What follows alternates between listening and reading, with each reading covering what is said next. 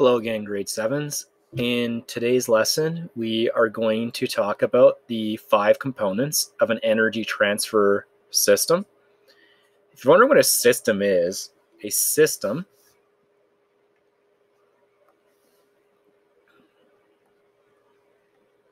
a collection of objects.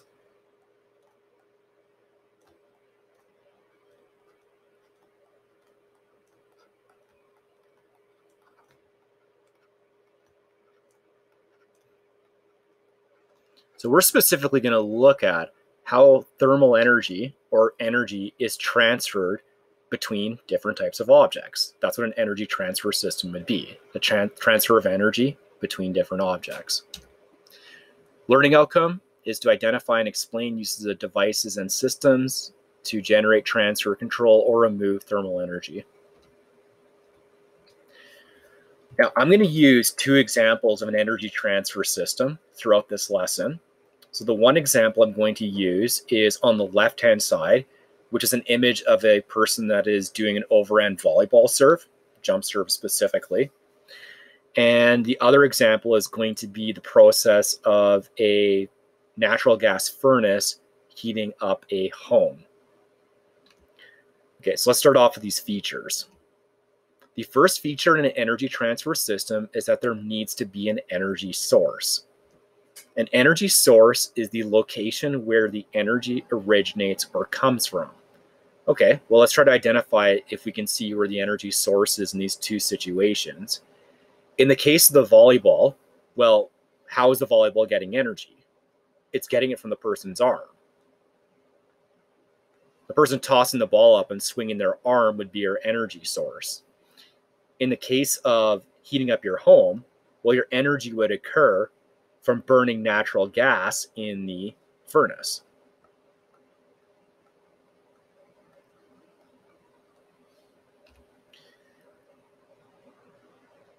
The energy from the energy source could come in multiple different forms. So we have chemical potential energy. Chemical potential energy is energy that is stored in things like food, gasoline to make a vehicle work. Key thing is it's some kind of stored energy, and usually we refer to it as being stored in food or fuel. Electric energy would just be a reference to you getting electricity. Kinetic energy is energy of motion. So if something's moving, you have kinetic energy. Nuclear energy, not really one we talk about, but if you can actually split an atom,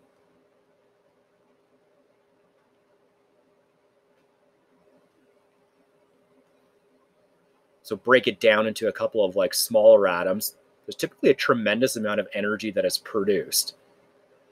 Radiant energy would be, that's mainly making reference to solar energy. And we have thermal energy, which, as we know, is the total kinetic energy of the particles that make up a substance. And when we think of thermal energy, we generally think of heating something up. Okay, so let's identify, well, what are the specific energy sources in these 2 examples? So in the case of the volleyball player, they are swinging their arm at the volleyball. What kind of energy is that? Well, it's kinetic energy.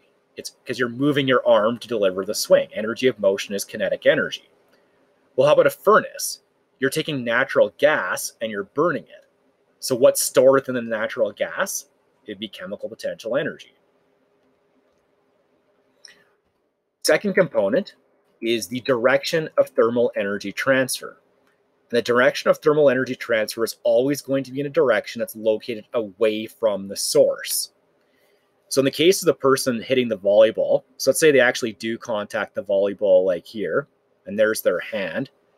The direction of thermal energy transfer would be away from their hand. So that would be in a direction that's like directed maybe, well, that would not be a good way to hit it. If you hit it like that, you're going to nail it like probably into the ceiling. But nonetheless, it's directed away from your hand. Maybe this would be a better direction to exert a force on the ball. In the case of the furnace, well, I have my furnace located here, and then you'd be directing thermal energy in every direction away from the furnace. However, because we don't want to waste this energy, a furnace is intentionally designed so that it's connected to a bunch of vents. So instead of energy being directed in every single direction, the energy is just forced into these certain vents that which then push the thermal energy to different parts of the house. 3, typically there is some kind of transformation of energy in this process. Not always, it can also be a transmission of energy. So it can change form when it's transferred. And it can also be transmitted from one object to another without changing form. Well, let's look at these two cases in terms of what's going on. So let's go to the volleyball.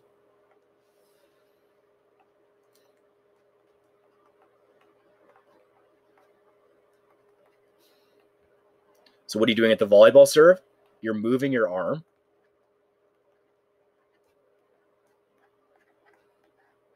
And what am I making that do? I'm making my moving arm hit the volleyball and make the volleyball move fast.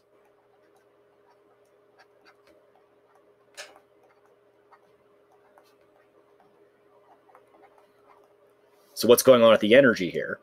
Your moving arm, we already identified, is kinetic energy, which we can represent as EK.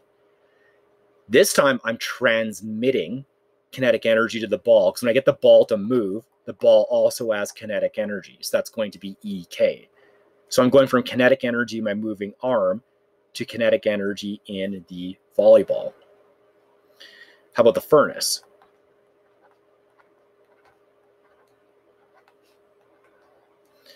So in the furnace, we're burning natural gas.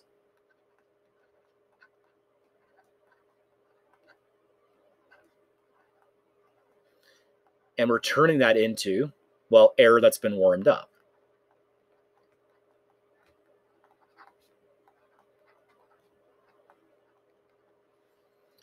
What kind of energy is stored in natural gas? We already identified that's chemical potential.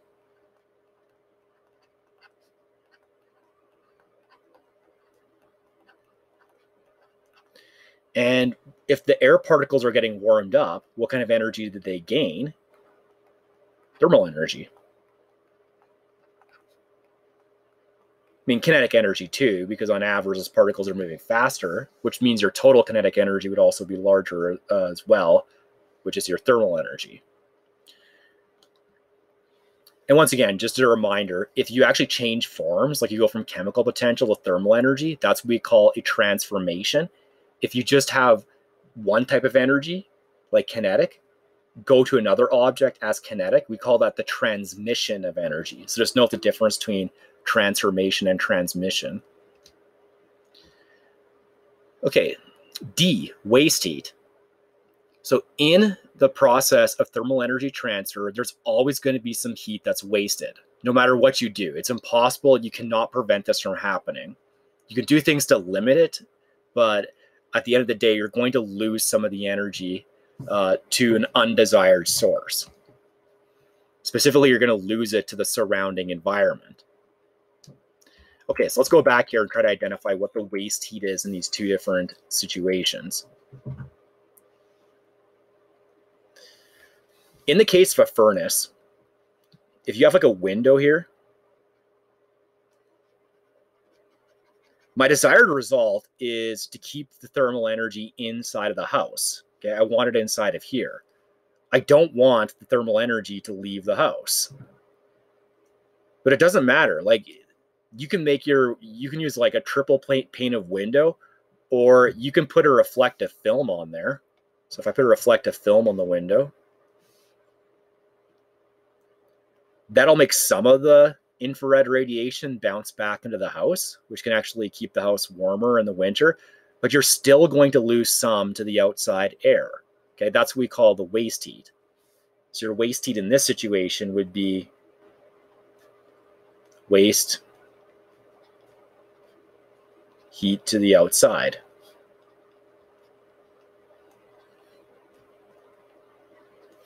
How about the volleyball? I mean, there's different types of volleyball serves, but let's say you're just trying to like deliver the one that's like as fast as possible. Well, all I want to do is just convert kinetic energy into kinetic energy. So what kind of form of energy might I be losing as a result of hitting the volleyball? Well, when you strike the volleyball, you most likely hear a loud slap or like a loud sound. And although that might sound really cool or intimidating, so you're like, whoa, that person really smacked the ball. It must be like a super hard serve. Sound is a form of energy. And the louder the sound is, it means you're actually losing a lot of like undesired energy to the particles in the air, which is resulting in the production of sound. And again, I don't really want to do that when I'm serving the ball. I just want to give as much kinetic energy as I can to that ball. I'd say other undesired forms of energy would be like maybe when you're striking the ball, you might cause it to deform a little bit. But that actually can play into like delivering things like proper spin on the ball. So maybe that wouldn't be waste heat. I'd say the sound, like loud slaps generally are not the greatest serves. Okay, and the final one is a control system. So a control system is a device that can start or stop the transfer of energy. Well, let's think about this for the volleyball serve. So what's the thing that can decide whether or not to serve the ball? Well, the person's brain. Like they can make a conscious decision, hey, I'm either going to throw this ball up and hit it, or I'm just going to stand here and hold the ball and have every single person in the crowd stare at me while I do nothing. So you have that choice. You can either start it and you can hit the ball, or you can stand there and do absolutely nothing, but it's a decision that you're going to make in your head. I suspect that most people are probably going to serve the ball because they don't want to look foolish. How about with a furnace?